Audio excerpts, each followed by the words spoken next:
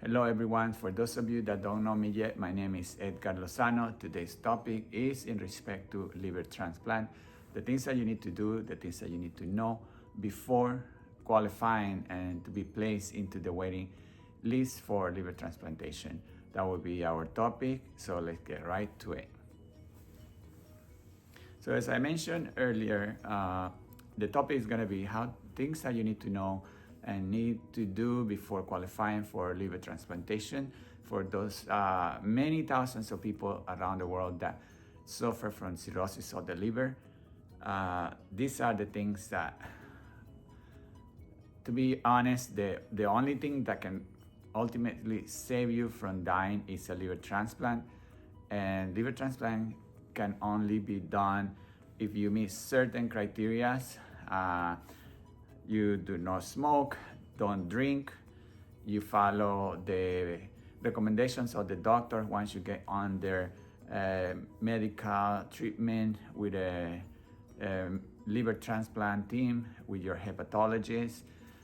It's a number of things that you need to do in order to qualify. First, people get diagnosed once you start suffering and you get diagnosed by a doctor that you have cirrhosis of the liver. So it's it's a changing situation for your life, mentally, psychologically. It can be very hard because sometimes, like what happened to me at the beginning, I was in denial, like it's really true, like an instant, like that, your life changes. And slowly your body starts deteriorating and become worse. You start having symptoms and it's very difficult. So as the time progresses, the time passes by, your health starts deteriorating to the point that you will need a liver transplant. They've checked what level you are in.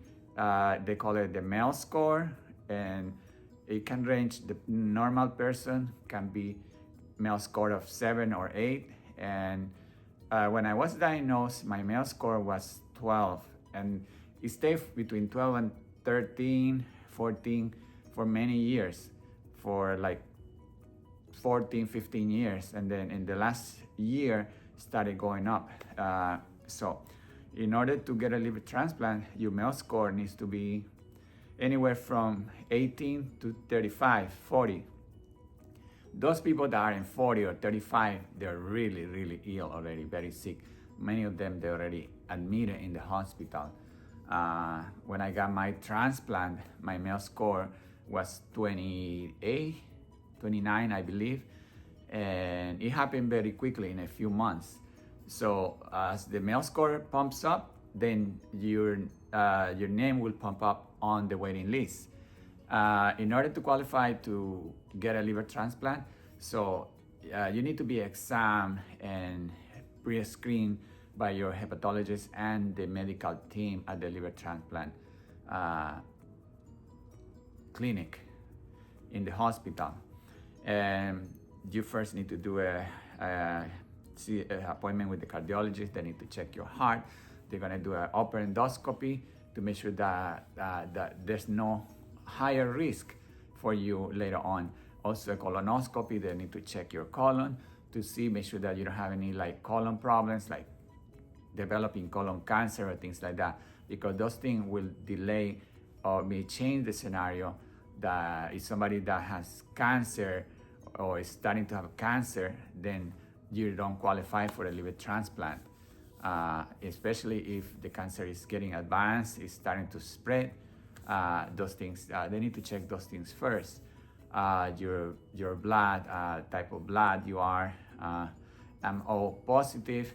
So depending on type of blood, if once you're on the waiting list, you're gonna have to wait maybe less or more. O positive is the global. So there's a lot of more people with that type of blood that have to wait longer before a liver becomes available once you're on the waiting list. However,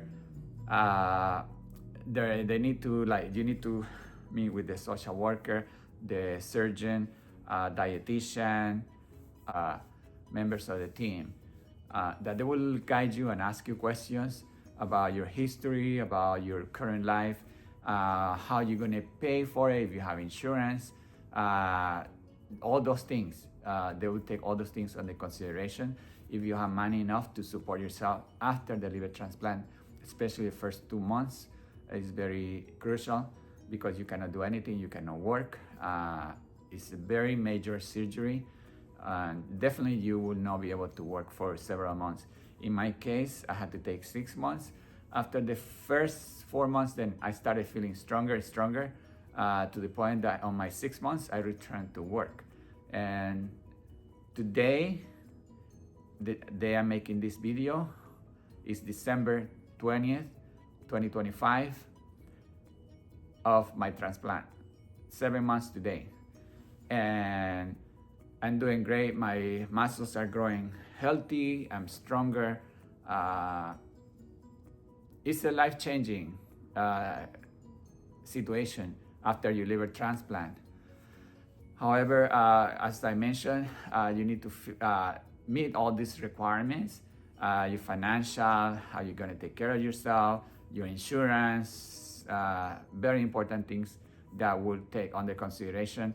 If you have any open wounds, that will delay the process. You need to have a clearance by your dental. You need to have any dental jobs, cavities that you have in your mouth, in your teeth, before they will qualify you for the waiting list.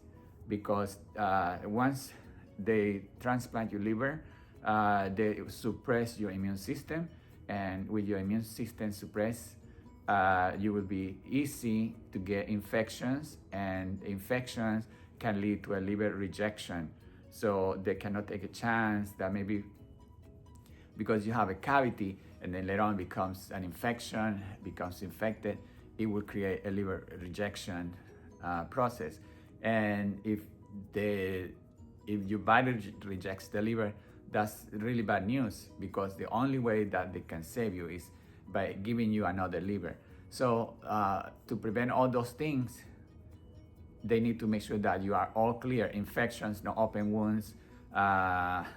Before, I had a motorcycle accident last year, and I had a big wound on my left leg, and I had to be cleared by infectious disease physician to make sure that there's no fungal infection on my leg, and it can take a little longer process because for some reason infectious disease doctors are so busy, their schedules are so tight. In many cases, it's very difficult to get an appointment with these doctors. It's not impossible, but instead a few weeks, it can take a couple of months or something like that. Like in my case, but it varies depending on the part of the country or area that you live, or in the world, any city that you live. Once you move on to the that you have all these requirements, then they always try to find make sure they scrutinize very, very detailed all the things about your health, mentally, psychologically, physically, family, history, all those things. And then the final thing for me was the approval of the insurance. They submit a approval request for liver transplant from my insurance or from your insurance. And then once the approval is approved, that is the signal that they will put you on the waiting list active, because they can put you on the waiting list until they get the approval of the insurance or the financial approval, whoever is going to cover your transplant. And then once they approve and they know for sure that they will get paid, that there's somebody responsible besides you to cover the expenses of the transplant, then they will, in my case, 3 days after, more or less, they put me active in the waiting list. When by mean active means that after you're active, that phone can ring anytime. So you need to have your phone on 24/7. And because you become active, any liver becomes available for you, they give you 1 hour window. So they keep calling you. They will call you for 1 hour. They will call you. They will call your wife or your sister, whoever you put in the contacts that they can call. If you don't answer, they can call you for 1 hour. If nobody answers, then they move on to the next patient that is next to you on the waiting list. So very important. Those are details that you need to keep in mind, or the person that gets on the waiting list need to keep in mind, that to have an open line 24/7. It can be the middle of the night, in the day, it doesn't matter. If you are at work, anywhere, you have to answer the call. For me, I put a very loud ringtones to make sure that I don't miss the call. And luckily, when I first got active, they told me, so it can be anywhere from 3 to 6 months, at least, the waiting period. So some people wait long time, some people wait years. I don't know. Depends on each person, each individual is different. Their cases, the regions where they live, countries, at least that here in the United States. That's what I know. In other countries, I don't know how the process works, but luckily for me, 3 weeks later, after I got active in the liver transplant list, the phone rang one day. I had just finished cleaning my backyard. I had to clean the backyard because I knew that if the phone would ring, then I would have to go to the hospital, and my backyard was getting tall, the grass. And I said to my wife, I need to clean because I have the feeling that maybe they will call me, I don't know. And I spent 2 days cleaning the backyard. When the last day was a weekend, it's a Sunday, and I spent like 3 hours finishing the backyard. So I finished around 11:30 in the morning, and then I took a shower, and then I was here in this area with my wife. We were just watching TV, and then the phone rang, and I saw it was from the hospital. So I answered. I went to my bedroom to hear the conversation with the person, because the TV was on here. And the surprise is that they said, we're calling you from CPNC liver transplant unit, and the doctor, the surgeon on call for the liver transplant unit is offering you a liver, and we want to go over with you, ask you a few questions before you can give us an answer. And that was, they ask you several questions, like if you've been hospitalized, do you have any infections, how are you feeling, if you have any cold in the last 2 weeks, things like that. And they say, well, it's offering you a liver, would you accept it? And I say, yes. And so they tell you, like, well, you need to come to the hospital, you go through the emergency unit, and just telling you here for a liver transplant, and they will direct you to the liver transplant area, and they will bring you up to the floor. So that was kind of the process.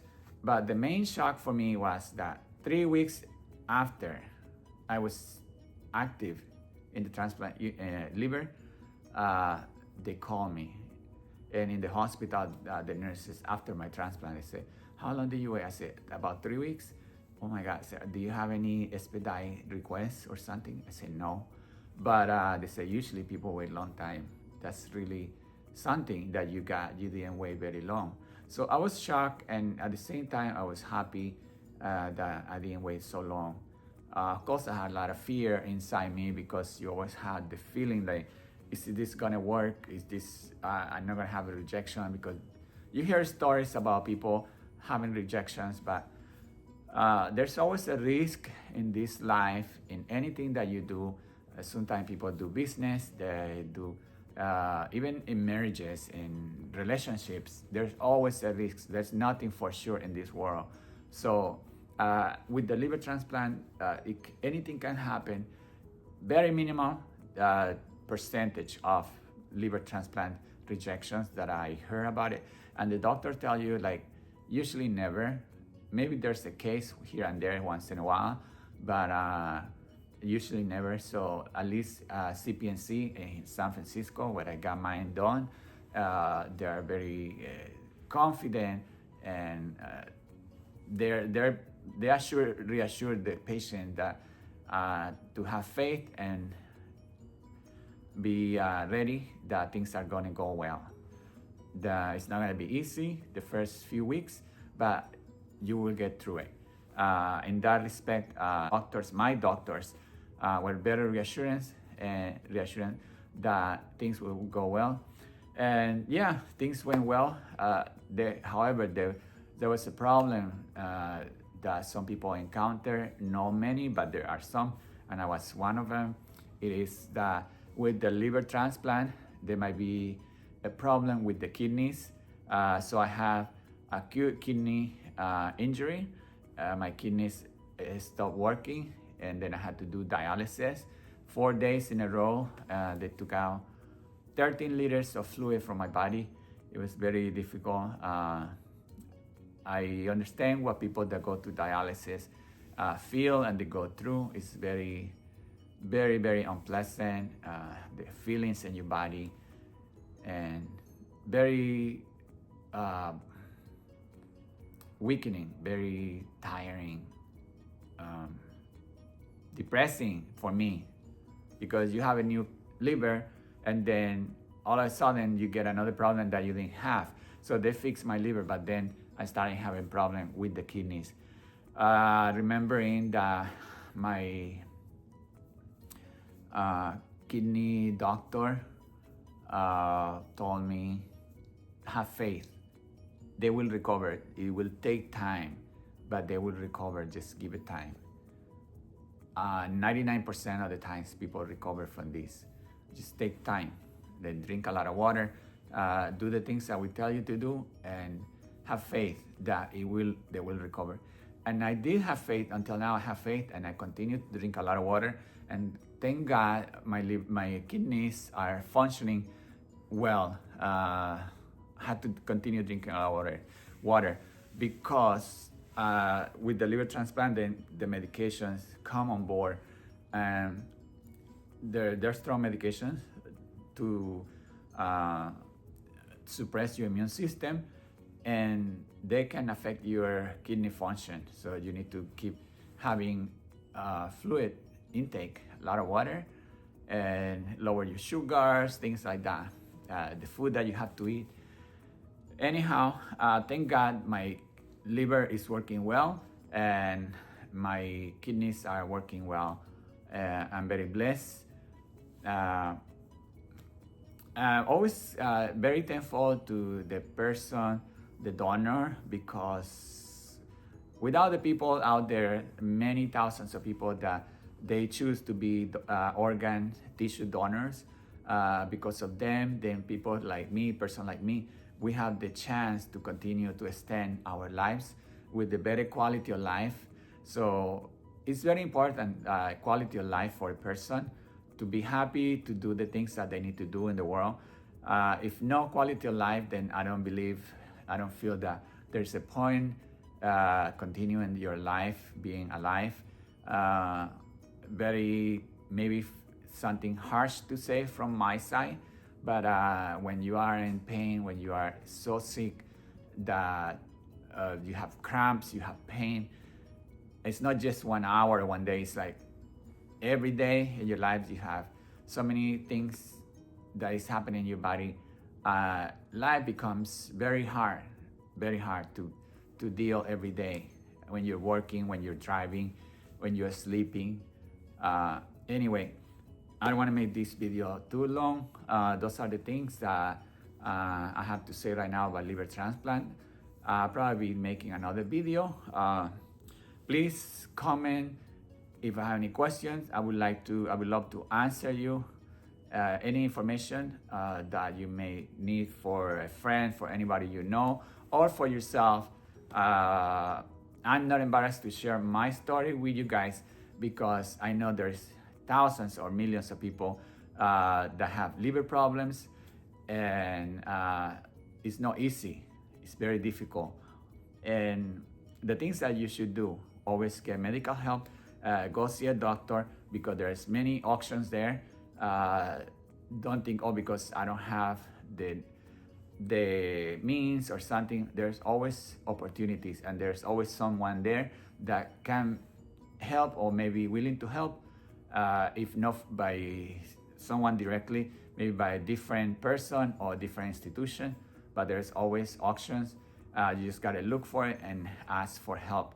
If you don't speak up, people don't know what you're going through, and there's always somebody that maybe knows somebody and may be able to help you. And very important is, if you go through this, you need to be compliant with your treatment, with the things that the doctors tell you to do. Don't forget to like, comment, and subscribe to my channel. And thank you for watching my video. God bless you all.